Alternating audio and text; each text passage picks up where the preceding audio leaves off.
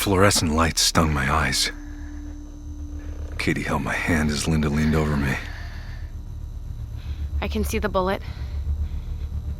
I could see the sweat on Linda's forehead. Christ, she was more scared than I was. I'm gonna remove it now. Keep still.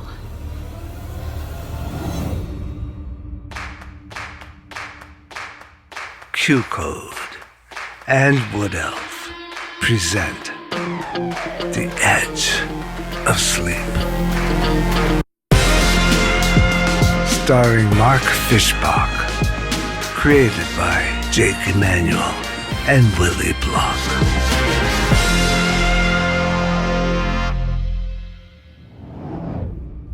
July 5th, 4 p.m.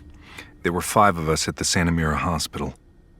We might have been the last 5 people in Southern California. Or maybe the world.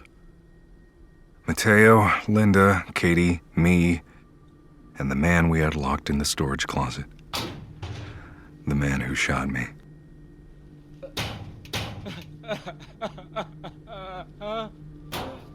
Hello? Is someone listening?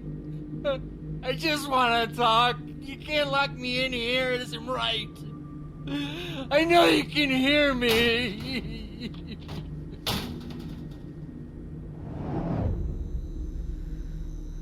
As Linda treated me, I saw her look at the scars that covered my body. I could tell she was curious. Okay. Here we go.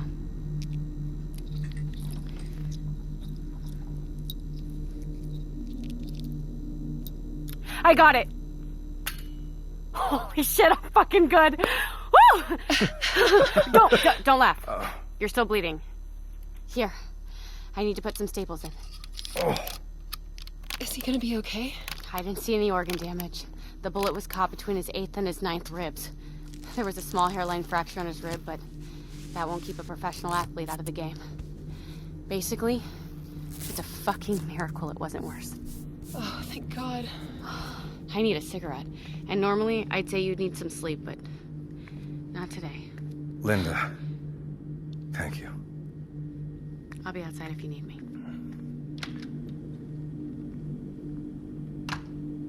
Katie sat quietly with her arms draped around me. It felt good to share the silence. If we kept quiet, we didn't have to talk about what had happened to the world, or to our friends or loved ones. In the silence, we could hide from what we feared most. We were running out of time. Dave. Yeah, I love you. I love you too. But I had to leave. Yeah, I know.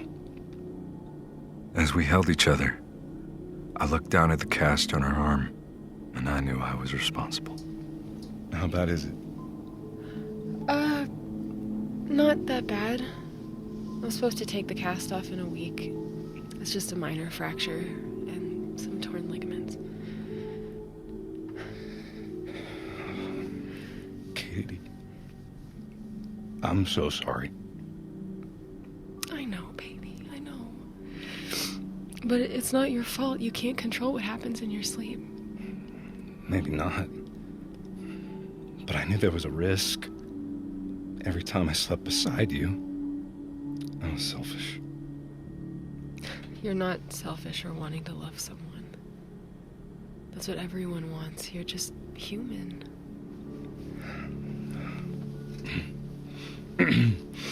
Did you see the way Linda was looking at me? What way? My scars. She seemed pretty freaked out. I'm sure she was. How did you feel when you first saw them? I can't remember. I'm so used to them now. She ran her finger up a line of old scar tissue that trailed up my chest.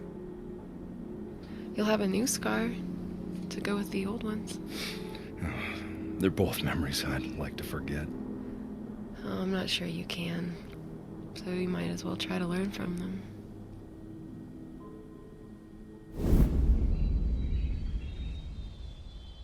Okay, Davy. Say goodbye, cabin. Goodbye, cabin. Goodbye, Oregon. Goodbye, Oregon. Are you excited to go home? Yeah. Me too. When I was 5, I spent 18 months in isolation. It was just my mom and I living up in the forests of Oregon. I was undergoing an experimental treatment known as sensory deprivation therapy. The idea was to clear my head, to keep me away from any extraneous stimulation so my nightmares would go away. It was a risk, but it worked, and I started to get better.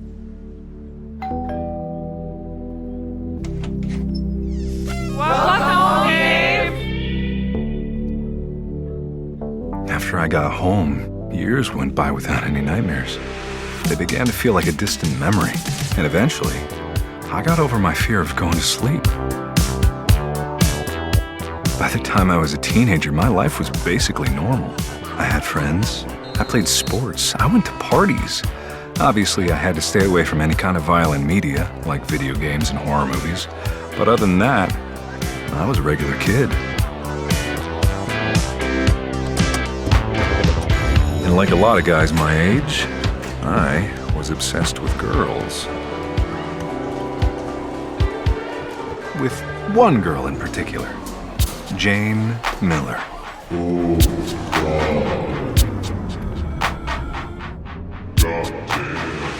Hey, Dave. Oh, hi, Jane. That's right. My voice was this fucking deep in high school. What are you up to tonight? Oh, probably going to the gym. Oh, okay. Well, some people are coming over tonight to hang out. You want to come? Tonight? Yeah. Unless you're too busy working out. No. That sounds cool. What time? 9 o'clock. Okay, all right, I can do that. Do you need me to bring anything, like snacks? Do you have any beer? No. That sucks. I think my dad has some Chardonnay or something. I'm just fucking with you. Oh. See you at 9. Okay, all right, cool. See you later.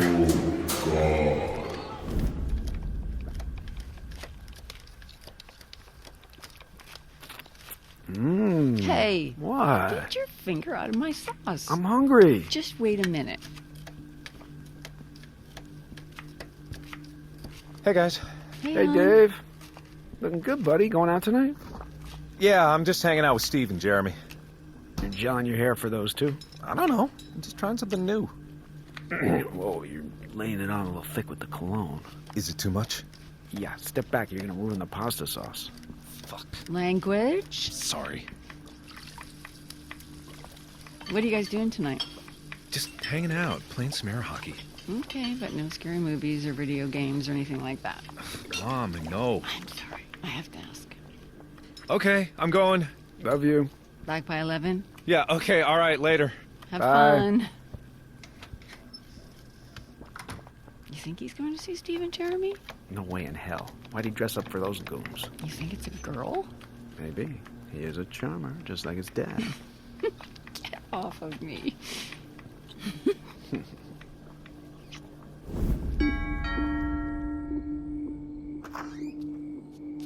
Hey, Hey, Jane. come in. Okay, cool, thanks.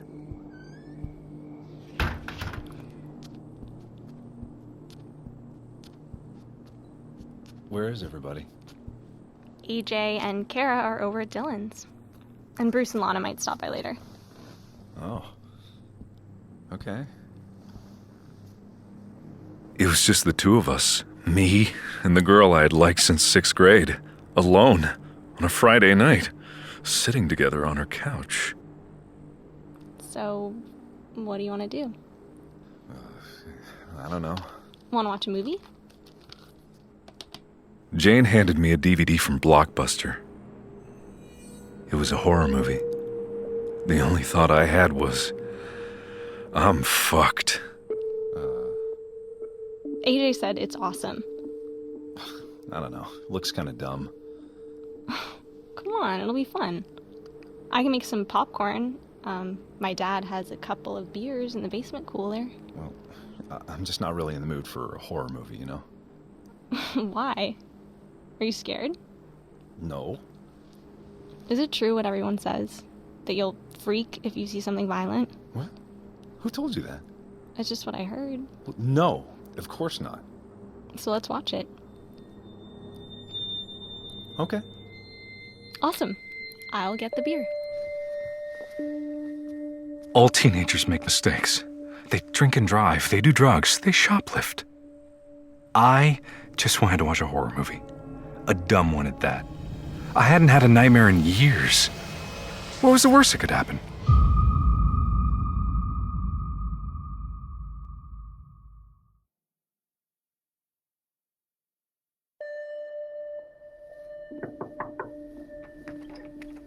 Hey, Hey, how you feeling? just tired. That's normal. No shallow breathing or dizziness? No. That's good. That's really good. So listen, I think we should all have a talk. How we spend the next couple of hours is critical, and we need to have some sort of a plan. Okay. Sounds good. 8 p.m. It was night again. Are you sure you can walk? Yeah. As we went to meet Linda, we passed this storage closet.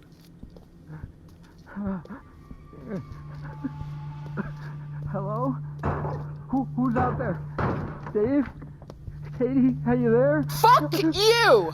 Just ignore him. I just want to talk. Please. Katie, come back. Katie and I joined Mateo and Linda in the lobby.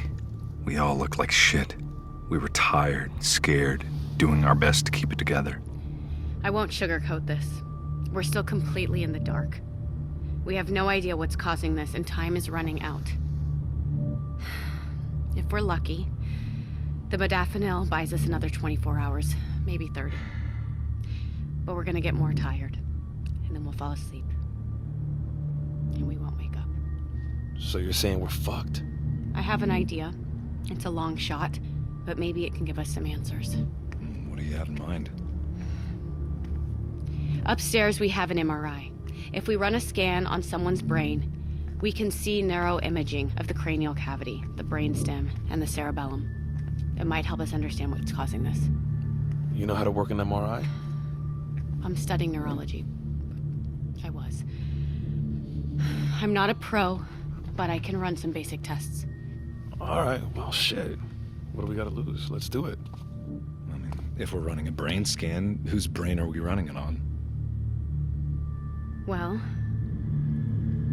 for the MRI to work, we'll need to run it during the exact moment that the subject falls asleep.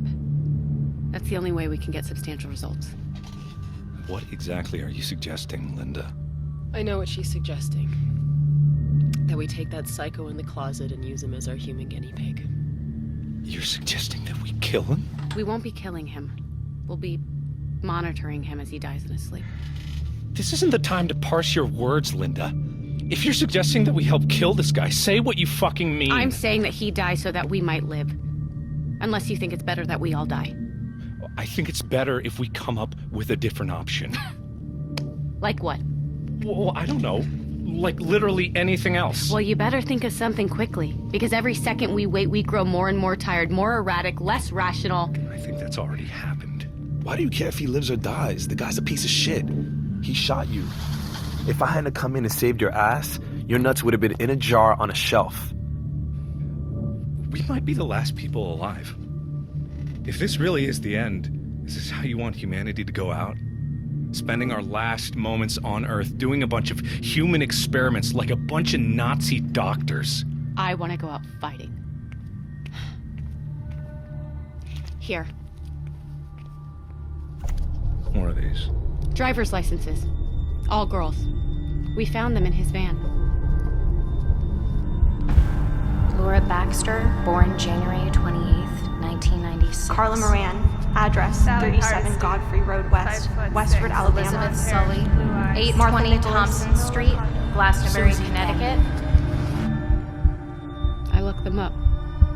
The girls I could find had obituaries, and they all died the same way.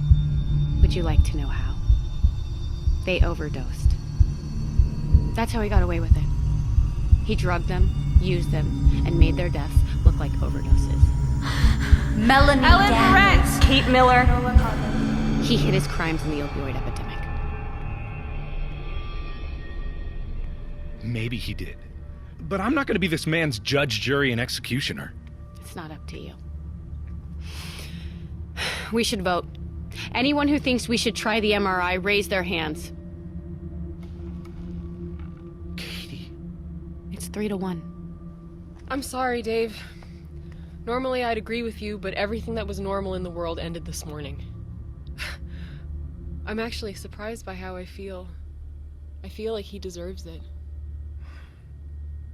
That settles it. Mateo, can you and Dave go take him up to the 4th floor? You expect me to help you? Yes. Yes, I do. Come on, man. I don't want to deal with this fucker alone. Let's go.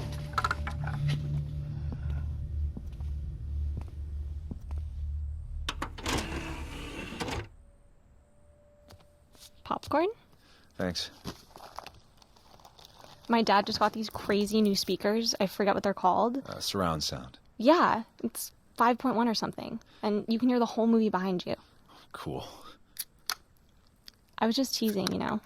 Like, if you are too scared, we don't have to watch it. I knew there was no way I could back down now. Not in front of Jane. We were watching this movie. No way. Put it on. Okay, sweet. I'm pressing play. Cool.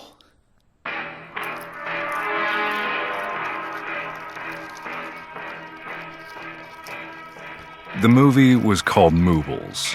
It was one of those cheesy early 2000s horror movies with bad special effects.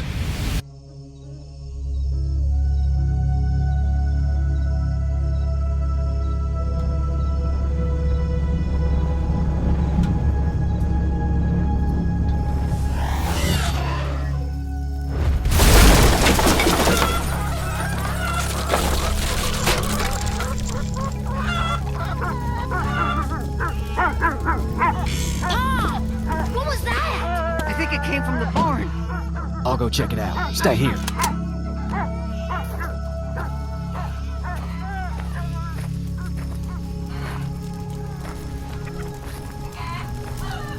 Hello? Is anybody there?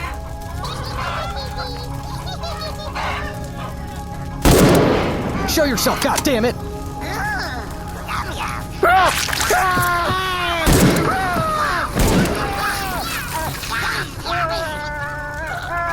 In the movie, a meteor crashes on a farm in Nebraska, and these little blue creatures called Moobles start terrorizing the town.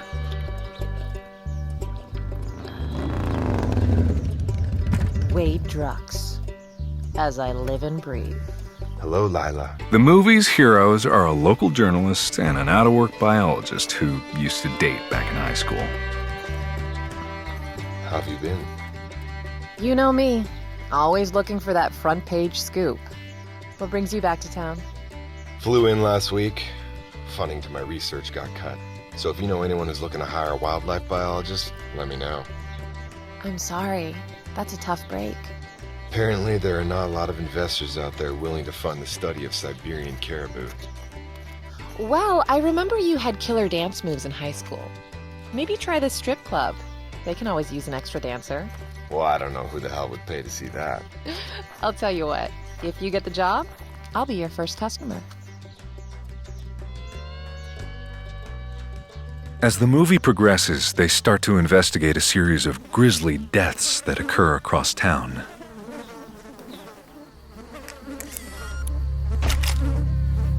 Oh my god. What could have done this? Bear? A wolf? No. The teeth marks are too small. It had to be something the size of a squirrel. A squirrel? With the ferocity of a wolverine. Is this like anything you've seen before? I don't think anyone's ever seen something like this before. Watch out! Around an hour into the movie, I slid my arm over Jane's shoulder. I wasn't very slick. I pulled the classic stretching my arm over my head move before dropping it around her. But it fucking worked. She snuggled up against me. I couldn't believe it. The coolest, most beautiful girl in school seemed to like me. I felt incredible, like I'd reached some sort of turning point. From here on out, I could have everything I ever wanted. A girlfriend, a regular life. But it wasn't a feeling that lasts very long.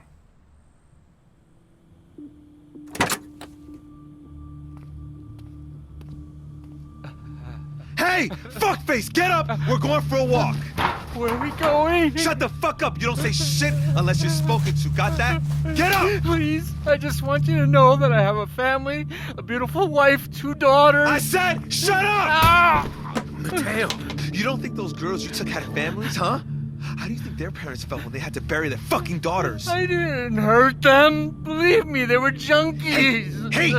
Shh. There's nothing you have to say that I want to hear, okay? If you speak again, I'll bash your teeth in, you fucking cockroach. Mateo, let's go.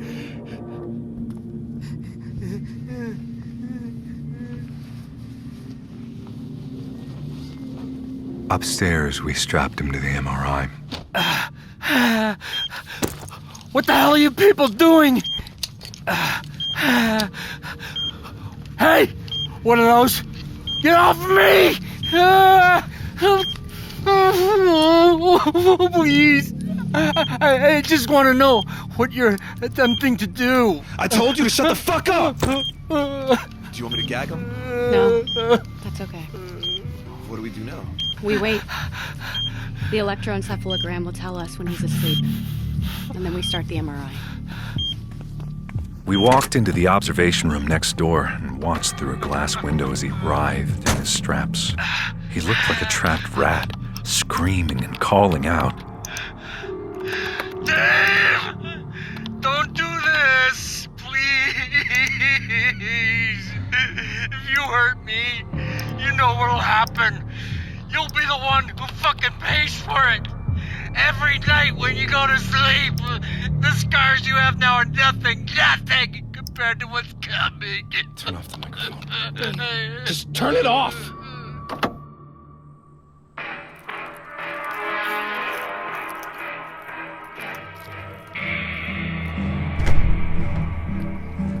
What the hell are you doing in my office? We can't let you do this. Try and stop me. By the end of the movie, the town's evil millionaire plans on selling the Moobles as toys, and he's going to ship them to stores all across the country. The Moobles have the ability to remain absolutely still, so they can pretend to be dolls. The whole ending is a little far-fetched, but whatever. Do you know what's gonna happen if you sell these things to kids? Yes, I'm gonna make millions. Moobles are going to be 2002's most popular toy. These things are gonna be hotter than fiddly sticks. This is gonna be like crack cocaine for toddlers. You're insane. Look, why don't you both work for me? You can get in on this from the ground up. Don't you get it, man? The only thing you're gonna have is a goddamn massacre on your hands! In the end, the journalist and the scientist find the Moobles spawning pool. They burn the eggs with a flamethrower and blow up the queen with C4. Light her up! No! My baby! Motherhood's a bitch.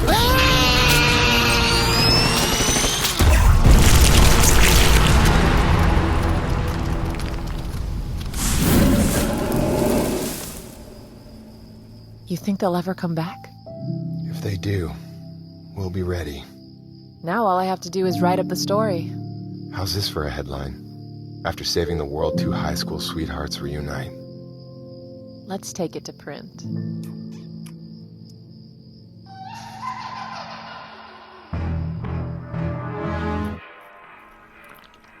What'd you think?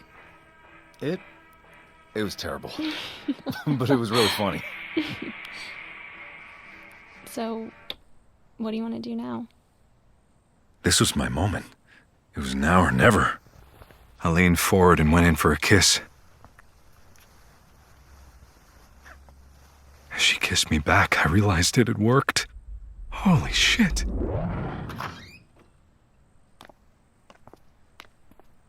I had fun tonight. Me too. Pleasant dreams. It had been an amazing night. I made out with Jane.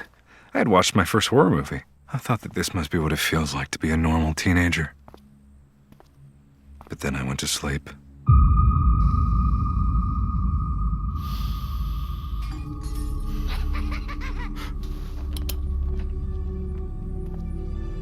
Hello?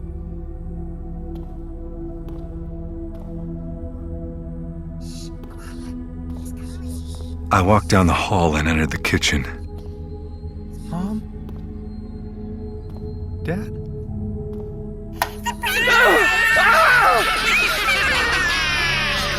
There were hundreds of them. The little blue monsters were dangling from the chandelier, smashing plates, ripping through cereal boxes on the kitchen counter. Then I saw my mom's head on the cutting board. Her eyes were gouged out and replaced with olives. Her mouth was stuffed with an apple. The Moobles opened the fridge, and I saw pieces of my parents on every shelf. Suddenly, they attacked me, crawling on my legs, jumping on my shoulders, my head. Get off me!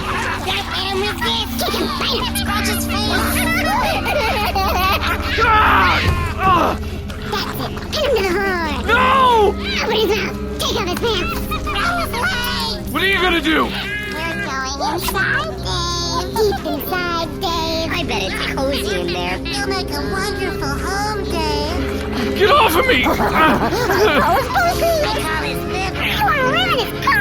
No! Get ready, Dave. We're going in. Bye,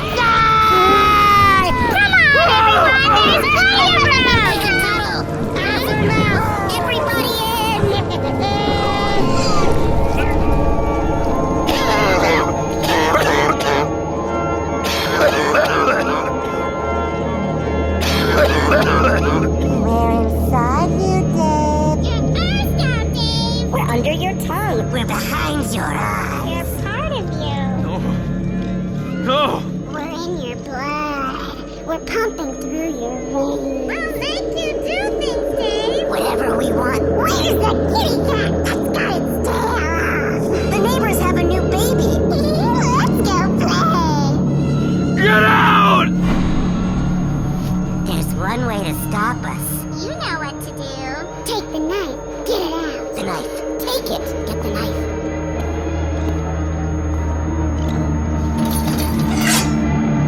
Rip, slash, slice, cut. Rip, slash, slice, cut. Rip, slash, slice, cut. Rip, slash, cut. Rip, slash, slice,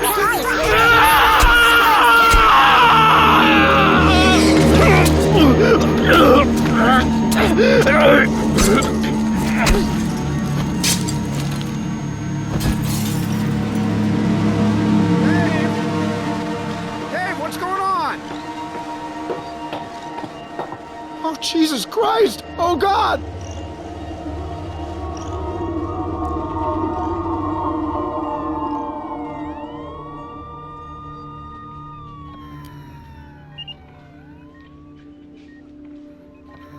Your son is very lucky, Mr. and Mrs. Torres. Thankfully, he missed his lungs and heart, but Davis suffered from lacerations to the kidney and spleen, and several gashes across his chest and abdomen have required staples. Are the arm and leg straps necessary? For now, they are. I've recommended that Dave be put under psychiatric hold. He'll be under surveillance for the next 24 hours. A psychiatrist will evaluate him tomorrow, but for the night, I've prescribed antipsychotic medication. It's for his own safety. We need to make sure that Dave does not try to harm himself again. My poor boy. I spent 6 weeks in the hospital recovering from the stab wounds. Then the next 6 months in a psychiatric ward. It took 2 more years of therapy and homeschooling to undo the damage I'd done that night. I still dream of the Moobles from time to time. But it's never as bad as the first night. That was the first and last time I ever saw a horror movie. 1 a.m. We've been waiting in the observation room. What's up? Anything? He's asleep. I'm running the MRI.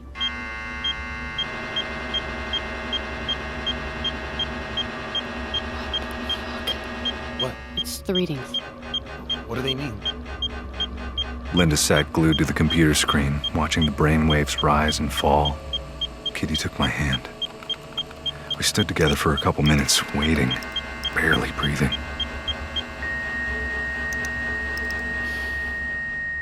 He's gone. He was dead. As I looked at his body through the glass window, I felt relieved.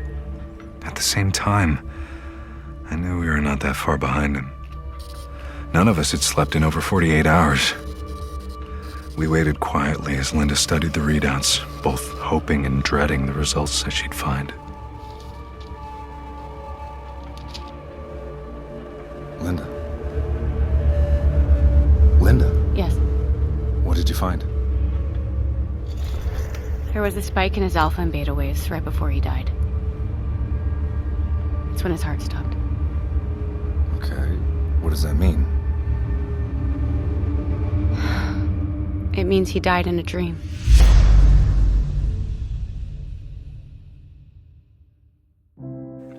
The Edge of Sleep stars Mark Fishbach as Dave, Cara Santana as Linda, Pat Healy as the Trespasser, Alex Esso as Katie, Victor Rasuk as Mateo, Marsha Cross as Tracy, Rob Morrow as John, Sander Argerbright as young Dave, Rose Gilroy as Jane, Benjamin Arthur as Wade Drux, and Sheila Carrasco as Lila Monroe.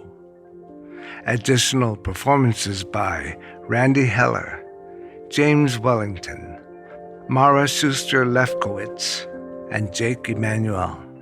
Written by Jake Emmanuel and Willie Block. Directed by Jake Emmanuel. Produced by QCODE, Daylight Media, and Mark Fishbach.